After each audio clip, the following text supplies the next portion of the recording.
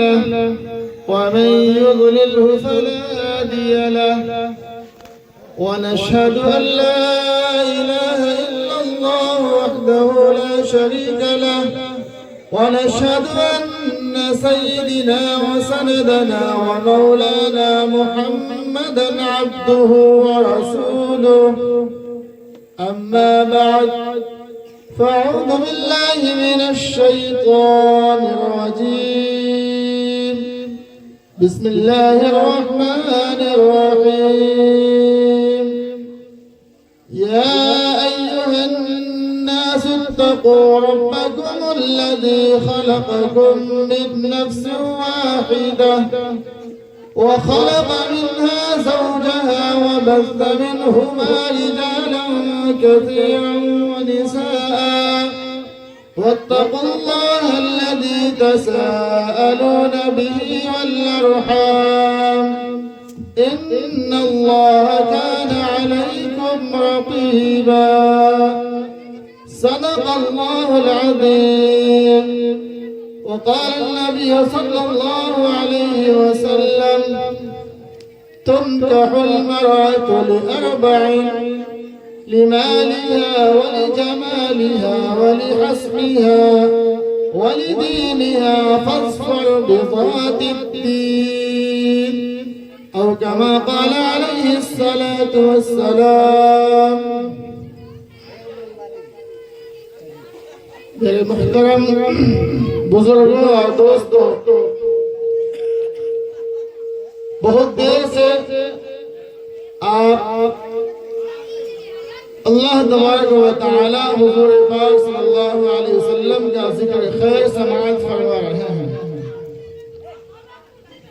اور علماء کرام بھی بچے ہوئے ہیں۔ رات کا ایک طویل حصہ گزر چکا، اس لیے میں آپ حضرات کے سامنے زیادہ وقت نہ لیتے ہوئے چند منٹوں میں اپنی بات سمیٹنے کی کوشش کروں گا۔ آج کی یہ مبارک محفل اور مجلس ایک بابرکت نکاح کے مناسبت سے قائم کی گئی ہے۔ نکاح ایک عظیم عبادت ہے۔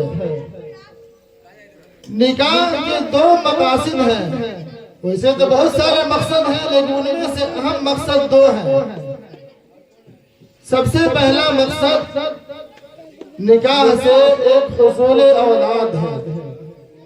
نکاح حضور پاک صلی اللہ علیہ وسلم نے نکاح کی سنت کو کا رواج اس لیے دیے تاکہ حضور کی امتی میں دن بدن اضافہ ہو، تاکہ قیامت کے روز حضور کا سر فخر سے اونچا رہے۔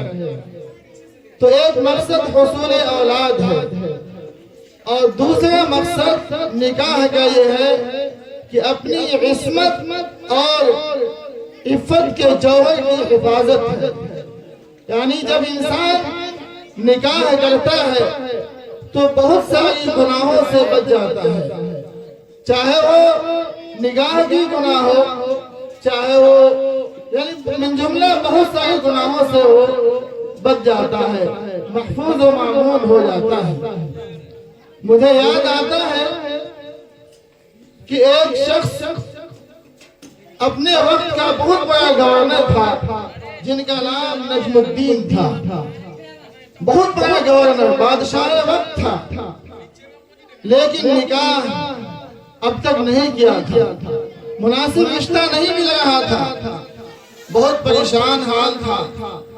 ان کے چھوٹے بھائی جن کا نام اسد الدین تھا، اپنے بھائیوں کی پریشانی کو دیکھ کر ان سے رہا نہ گیا، اور چھوٹا ہوتے ہوئے بھی بڑے بھائی سے عرض کیا، اے میرے بڑے بھائی محترم، آپ پریشان کیوں ہیں؟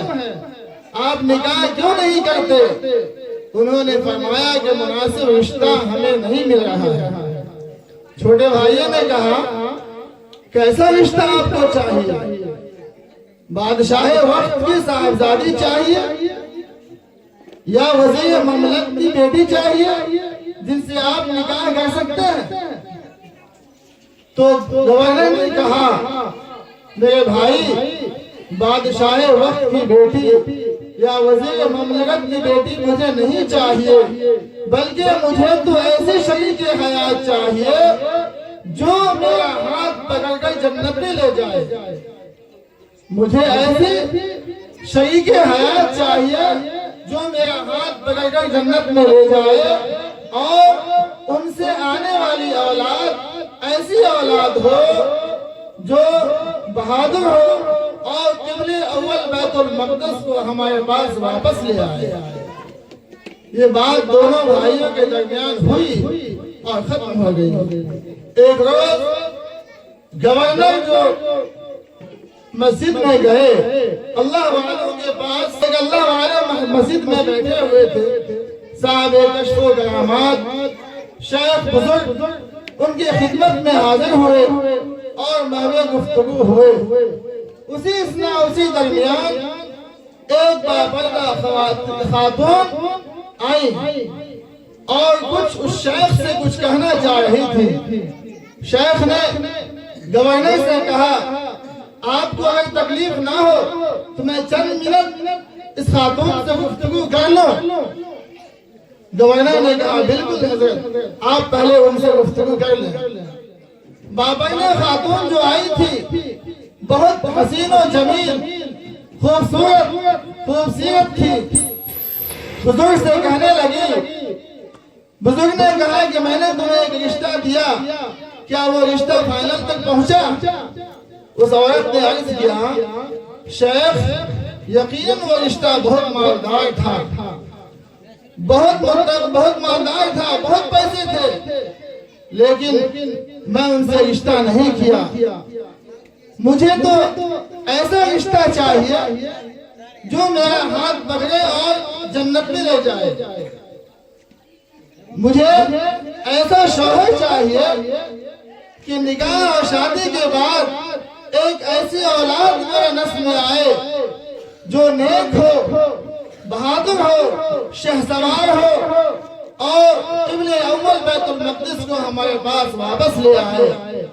جب شیخ اور اس خاتون میں جب یہ گفتگو چل رہی سے یہ آواز آ رہی تھی کہ جو میری خواہشیں ہونے والی ہے۔ جب شیخ اور اس خاتون کی گفتگو مکمل ہو گئی تو وقت کے گورنر نے شیخ سے کہا کہ شیخ اگر گستاخی معاف ہو تو میں ایک بات عرض کرنا چاہتا ہوں۔ شیخ نے کہا، فرمائیے۔ وقت کے گورنر نے کہا کہ میرے دل کی تمنا جو یہ تھی کہ میری ہونے والی حیات، شریک حیات ایسی ہو جو میرا ہاتھ پکڑ کر جنت میں لے جائے، اور آنے والی اولاد ایسی ہو جو شہسوار ہو اور قبلہ اول کو واپس لے آئے۔ وہ جو میری خواہش تھی وہی آج اس خاتون کی خواہش ہے، لہذا میں یہ گزارش کرتا ہوں کہ اگر یہ خاتون تیار ہے تو آج ہی میرا نکاح ان سے کر دیا جائے۔ شیخ نے اجازت چاہی اور وہیں پر ایجاب و قبول ہو گیا۔ کہنے کا مقصد یہ ہے، واقعے کو بیان کرنے کا مقصد یہ ہے، نکاح اتنی عظیم عبادت ہے اور کتنا آسان ہے کہ خواہش مل گئی، مناسب رشتہ ملا اور ایک طرف سے ایجاب ایک طرف سے قبول ہو گیا۔ نہ دعوت کا جھنجٹ، نہ کارڈ بٹنے کا جھنجٹ، یعنی جتنی خرافات ہوتی ہے کوئی بھی رسم و رواج نہیں، بس ایجاب ہوا، قبول ہوا، نکاح ہو گیا۔ آج ہم اور آپ اپنے شادیوں کو دیکھیں، اپنے نکاح کو دیکھیں، طرح طرح کے رسم و رواج میں ہم لوگ پھنسے ہوئے ہیں۔ ایک رسم کی ادائیگی نہ ہو ادھر والے گھس جاتے ہیں، دوسرے رسم کی ادائیگی نہ ہو ادھر والے ناراض ہو جاتے ہیں۔ ایک کو منائیے دوسرا ناراض، تو اپنے آپ کو محاسبہ کیجیے۔ نکاح میں 5 چیزیں ہیں، 2 فرض ہے، 1 واجب ہے اور 3 سنت ہے۔ 2 فرض، 1 واجب اور 3 سنت۔ پہلا فرض ہے کہ شوہر اور بیوی یعنی لڑکا لڑکی کا ایجاب و قبول، ایک طرف سے ایجاب ہو اور دوسری طرف سے قبول ہو، یہ پہلا فرض ہے۔ اور دوسرا فرض ہے دو گواہ۔ دوسرا فرض کیا ہے؟ دو گواہ۔ اگر دو گواہ کی موجودگی نہیں ہے اور کوئی ایجاب و قبول کر لیا تو یہ نکاح منعقد نہیں ہوا، یہ نکاح فسخ ہو جائے گا، اس لیے کہ ایک فرض کی ادائیگی نہیں ہوئی۔ اگر ایک فرض کی ادائیگی نہیں ہوئی جو کہ رکن ہے تو نکاح نہیں ہوا۔ لہذا نکاح میں دو فرض ہوئے، ایک فرض ایجاب و قبول، دوسرا فرض دو گواہوں کی موجودگی، اور ایک واجب ہے، واجب و حق مہر ہے، جس کو آج کے زمانے میں، آج کے معاشرے میں کوئی اہمیت نہیں دی جا رہی ہے، جبکہ نکاح میں یہ واجب امر ہے، واجب چیز ہے مہر۔ لیکن اگر مہر کے لیے کہا جائے تو شادی میں کروڑوں روپے خرچ کرتے ہیں، لاکھوں ہزاروں روپے خرچ کرتے ہیں، دعوتوں میں، سامانوں میں اور پتہ نہیں کیا کیا خرافات میں، لیکن جب مہر کی بات آتی ہے تو مہر معجل یعنی نقد نہیں، مہر معجل یعنی ادھار کر دیا جاتا ہے۔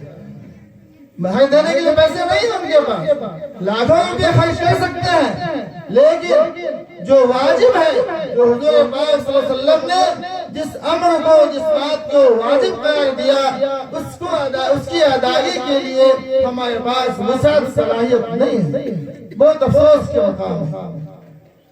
مہر کتنے کم رکھتے ہیں جن کی مہر کی کوئی حیثیت ہی نہیں۔ کچھ لوگ 786 رکھ لیتے ہیں، آج کے وقت میں بھی 786 مہر رکھ لیتے ہیں، کوئی اس کی حیثیت نہیں۔ کوئی اتنا مہر رکھتے ہیں کہ لڑکے ادا ہی نہیں کر سکتے اس مہر کو، مثلا لاکھ روپیہ، 1,00,000 روپیہ رکھ دیا، ان کی حیثیت سے اوپر۔ کہا گیا ہے مہر واجب چیز ہے، مہر اتنا رکھے کہ وہ ضرورت سے کم بھی نہ ہو اور اتنا رکھے کہ اس کے اوپر بوجھل بھی نہ ہو، کہ اس کی ادائیگی مشکل ہو۔ آج کتنے لوگ یہاں بیٹھے ہوئے ہیں، میں ان سے اگر پوچھوں کہ کیا اپنے شادی کا مہر آپ نے اپنا ادا کر دیا، کتنے لوگ ایسے یہاں ملیں گے جو اپنے شادی کا مہر اپنی شریک حیات اپنی بیوی کو دیا ہو؟ میں سمجھتا ہوں کہ 50% لوگ ایسے نہیں ملیں گے جو اپنا مہر اپنے بیوی کو ادا کر دیا۔ کیا سمجھتے ہیں؟ اگر وہ تو کاغذوں پر لکھنے کی چیز ہے، وہ کھاتا بہی کی چیز ہے، بس ہو گیا۔ جب ہماری بیوی دنیا سے چلی جائیں گی تو کھاتا پڑھ دیں گے اور معافی تلافی کا معاملہ کر لیں گے۔ معافی ایسے نہیں ہوگی، وہ ان کا حق واجب ہے۔ حق واجب جب تک وہ خود سے معاف نہ کرے وہ معاف ہونے والا امر نہیں ہے۔ ہاں یہ الگ بات ہے کہ آپ ان کے مہر کو ان کو دے دیں اور ان کی خوشی ہو آپ کو واپس کر دیں، یہ الگ شے ہے، یہ الگ بات ہے، لیکن مہر واجب ہے، ان کی ادائیگی ضروری ہے۔ مہر اتنا ہو جن کی ایک حیثیت ہو۔ مثال کے طور پر آج کم سے کم مہر کی حیثیت 50 ہے، 50,000 ہونی چاہیے، اس کی ایک مقام ہے، لیکن کوئی 10,000 5,000 کوئی مقام نہیں ہے، آج پیسے کوئی حیثیت نہیں ہے اس کی۔ تو آج کے وقت میں کم سے کم اتنا ہو جس کی ایک حیثیت ہے۔ 3 سنت ہے، ایک سنت ہے خطبہ نکاح، جو آپ دیکھتے ہوں گے کہ نکاح کی مجلس میں جب ہم لوگ جاتے ہیں تو ایک امام صاحب مولانا کھڑے ہو کے جو خطبہ پڑھتے ہیں عربی میں، وہ سنت ہے۔ بغیر خطبے کے بھی نکاح ہو جائے گا، چونکہ نکاح میں جو فرض کی ادائیگی ہوگی نکاح منعقد ہو جائے گا، لیکن حضور پاک صلی اللہ علیہ وسلم نے فرمایا کہ نکاح کے اندر 3 سنت ہے۔ پہلی سنت ہے خطبہ نکاح، اور دوسری سنت ہے چھہارے کا تقسیم کرنا۔ جب نکاح ہو جاتا ہے تو چھہارا تقسیم کرتے ہیں نا، یہ سنت ہے۔ اب دیکھیں اس میں کتنی بخالت ہوتی ہے، تمام پیسے جو ہے خرچ ہو رہے ہیں، لیکن جب چھہارا لینے کی بات آئی سب سے لو کوالٹی جو ہوتی ہے وہ لے جا کے سب سے لو کوالٹی۔ جبکہ یہ سنت ہے، تو سنت پر عمل کرنے کے لیے ہمارے پاس نہ وقت ہے، نہ پیسہ ہے، اور نہ جذبہ ہے۔ یہی آج ہم مسلمانوں کے اندر تنزلی کا سبب ہے۔ ہم اور آپ کو سب کو اپنا محاسبہ کرنا چاہیے۔ اور تیسری سنت جو ہے یہ ولیمہ ہے، جس کی ادائیگی ابھی آپ لوگوں نے دیکھا۔ ولیمہ کہتے ہیں نکاح کے بعد کھانا کھانے اور کھلانے کو ولیمہ کہا جاتا ہے۔ ایک مرتبہ ایک صحابی حضرت عبداللہ بن عبد الرحمن بن عوف نکاح کر لیے اور حضور کی خدمت میں کل ہو کے تشریف لے گئے۔ ان کے بدن پر کوئی کلر لگا ہوا تھا۔ حضور نے دیکھا اور مسکرانے لگے۔ مسکراتے ہوئے پوچھے عبد الرحمن بن عوف کیا تم نے نکاح کر لیا؟ صحابی شرماتے ہوئے کہے حضور میں نے نکاح کیا ہے، میں نے شادی کی ہے۔ حضور نے دعائیں دی اور ارشاد فرمایا کہ اب آپ ولیمہ کریں، اگرچہ ایک ہی بکری ہو، ولو بشاتن، اگرچہ ایک ہی بکری ہو کم ہو، لیکن آپ وہ کھانا کھلائیں۔ اسی کھلانے کو ولیمہ کہا گیا نکاح کے بعد۔ آج ہم لوگ جو نکاح سے پہلے اعلیٰ پیمانے پر بھوج کرتے ہیں اس کی کوئی شریعت میں حیثیت نہیں ہے۔ اس لیے ہم اور آپ سب مل کر جو پروجوں کا عمل ہے، دادا بابا لگے دادا کا جو عمل ہے اسے چھوڑیں، اسے ترک کر دیں اور سنتوں پہ عمل کرنے کی کوشش کریں۔ سنت ولیمہ کھلانا ہے جس کی ادائیگی ابھی ہوئی۔ لہذا نکاح کے اندر تین چیزیں ہوئی، دو فرض ایجاب و قبول اور دو گواہ، ایک واجب حق مہر کی ادائیگی اور تین سنت۔ سب سے پہلے خطبہ نکاح، دوسرا چھوہائے کا تقسیم کرنا اور تیسرا دعوت ولیمہ۔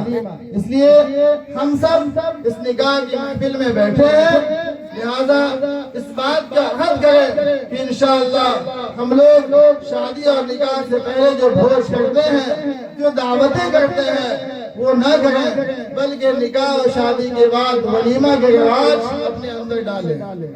مہر پر زور دیں، مہر بہت بڑی چیز ہے۔